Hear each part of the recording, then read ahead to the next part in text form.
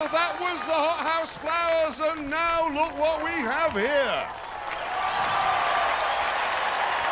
He was born in 1836, and he was fired by Car Magazine, fired by Autocar Magazine, fired by Scotland on Sunday, and somehow he managed to get fired by a Volvo dealership. Probably for driving too slowly. Ladies and gentlemen, James Bay!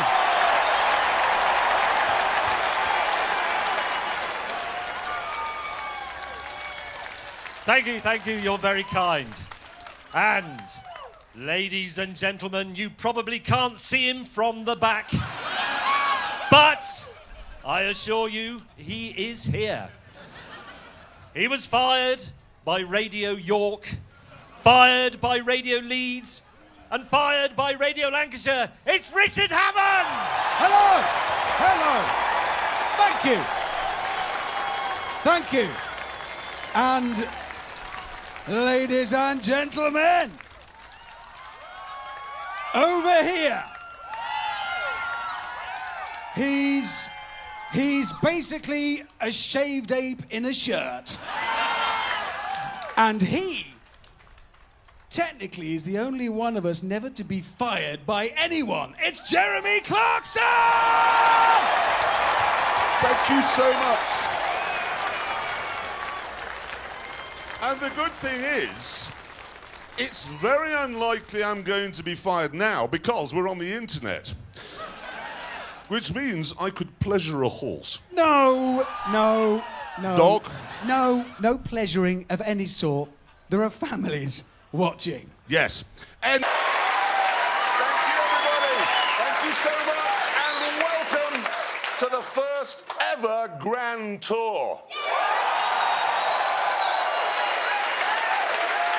Thank you. Now, we hope you like our tent. We think the great thing is that because it roams around the world, we get a different view out of the big picture windows every week. So this week, obviously, we've got the high desert of California. Next week, who knows? I do. Well, I guess, James, we know it's Johannesburg. Well, now they know. But I know they know now. It doesn't matter. Point is, the view changes, and so does the audience, OK? I mean, this week, you're all Americans.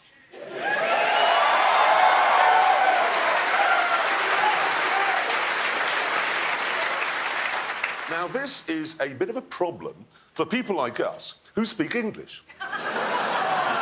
We can converse perfectly well in a shop or a restaurant, but when it comes to cars and motoring, every single word you use is different. When I say different, I mean wrong. When you change gear with a lever, what do you call that? Stick. Do you see? This is a stick. Couldn't change gear with this. It wouldn't work. What you can do with this is point at things, OK? Let's just see if we can get you educated. What do you call this bit of a car?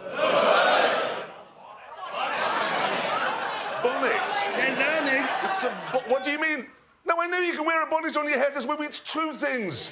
We're capable of having those different thoughts. Now, what type of vehicle is this? No, it's stupid. Oh, no. Hang on. It's stupid. Let's do another one of these. What type of vehicle is this? Coupe. A coupe is where you keep your chickens. That's a coupe. That's a French word, I admit. Yeah, a bit.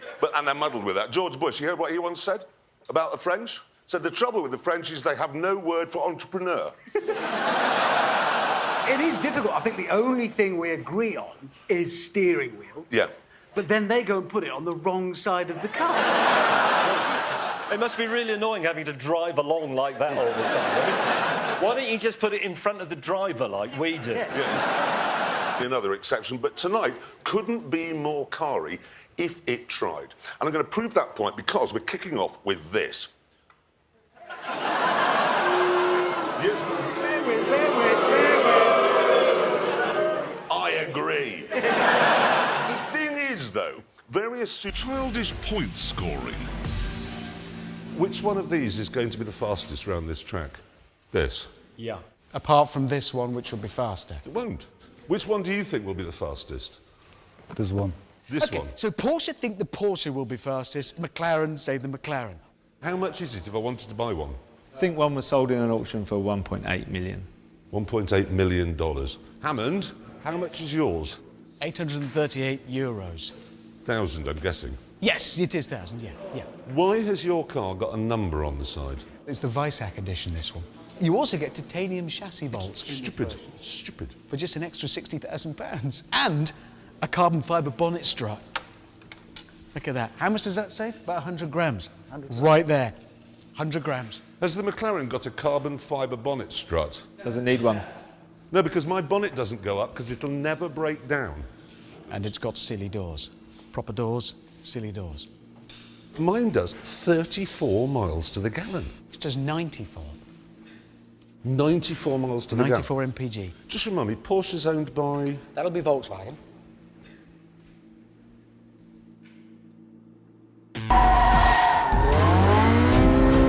This is brilliant.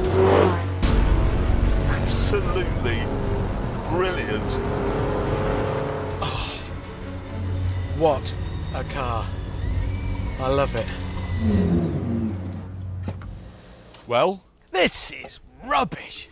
I was just thinking exactly the same about this. Were you? This was boring me to death. It was like being stuck in a Victorian woman's novel. Well, I'd rather that than being stuck in a telephone box with a panicking gorilla. Rubbish. It was trying to kill me. I It was know, trying to that's- hurt me. It wants to hurt me. Oh, that's why I like it. This is a missionary position car.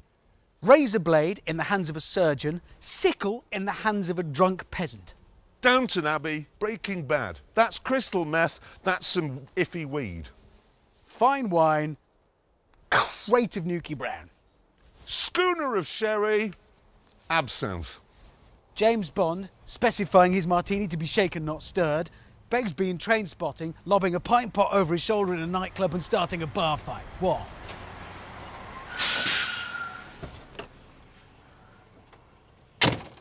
Hi.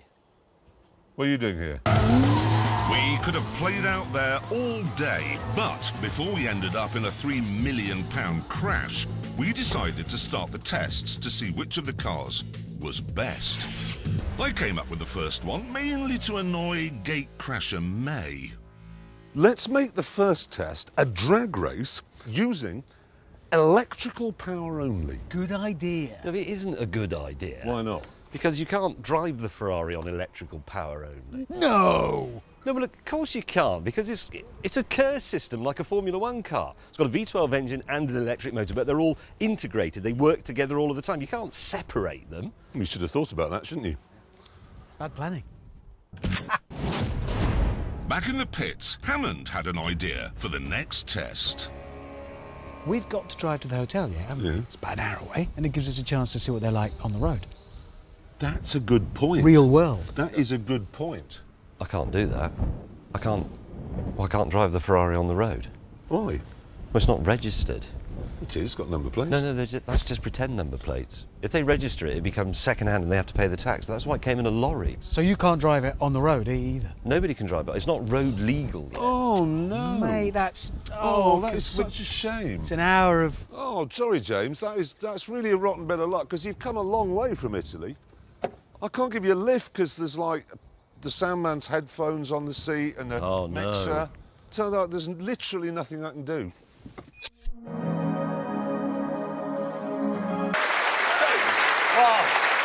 Sorry to have to say this, but that Ferrari is useless. Yes. Later on in part 2, when these two have stopped dreaming up idiotic and irrelevant tests that it can't take part in, we shall see. Fair enough. Now, at this point in the show, we like to sit down and chew the fat about new cars and motoring issues. Like, for example, why in Britain we have to drive at 50 miles an hour when they're doing roadworks to protect the workforce, which is never there. Yes, OK, it's And why fully grown adults have taken to riding around the city on children's toys. Yes, OK. I think they're called It's- bicycles. All Is that the right word? It's issues like that. It's a segment that we are calling Conversation Street.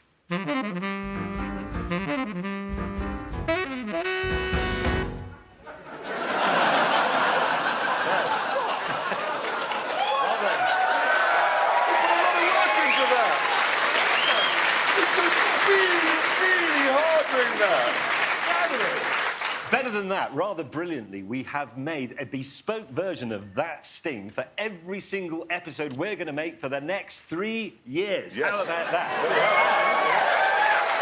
But, hold on. The slight problem with that is that we were so busy doing that, we didn't actually think of anything to talk about in Conversation Street, did we? We did. Yeah. What? Oh, you'll love this.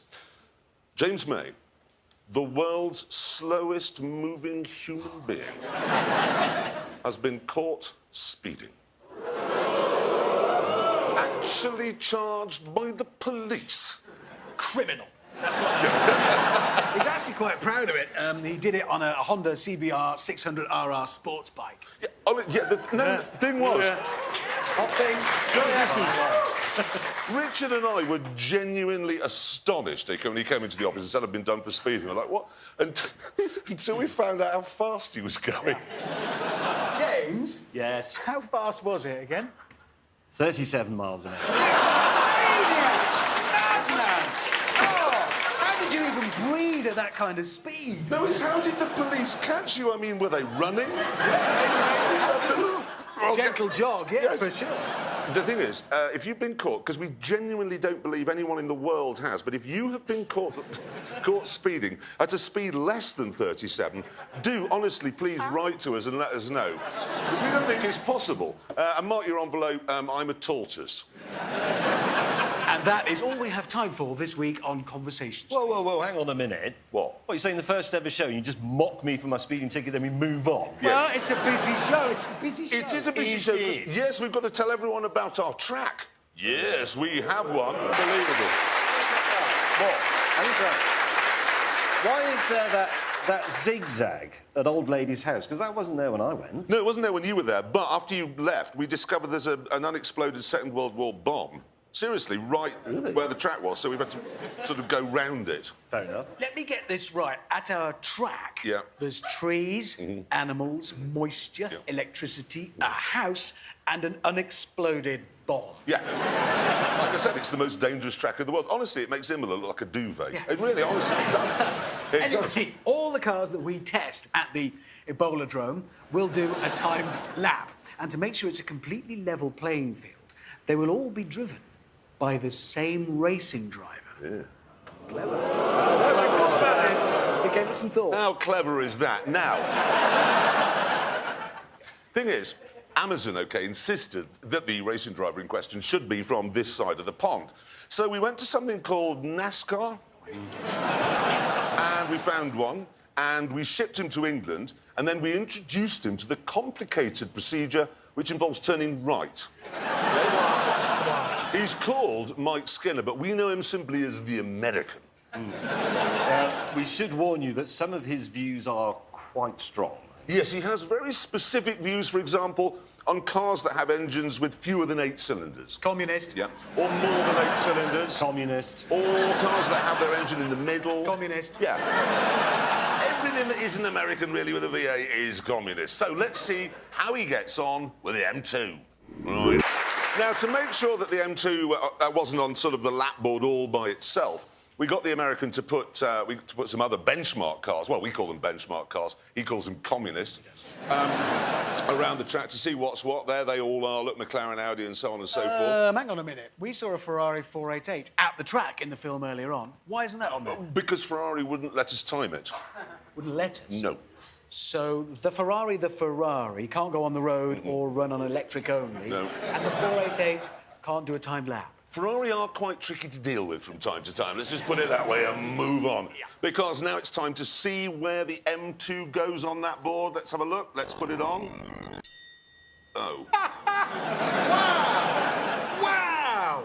It's I think it's the best M car they've ever made. Not my words. yeah, look. I prefer it to all the others that are quicker than it. It's got It's to- definitely the one you should have if you want one that's slower than all the other M cars. It's better. It's only it's quicker than a Civic. Yeah. But it's slower than... If you had a choice of M cars, if you lined them all up and said, Yeah. I'd like the fastest, it wouldn't be that one. Shut up. Better in every single way, Stop you said. saying You said things. that. I don't care what. Have you driven one?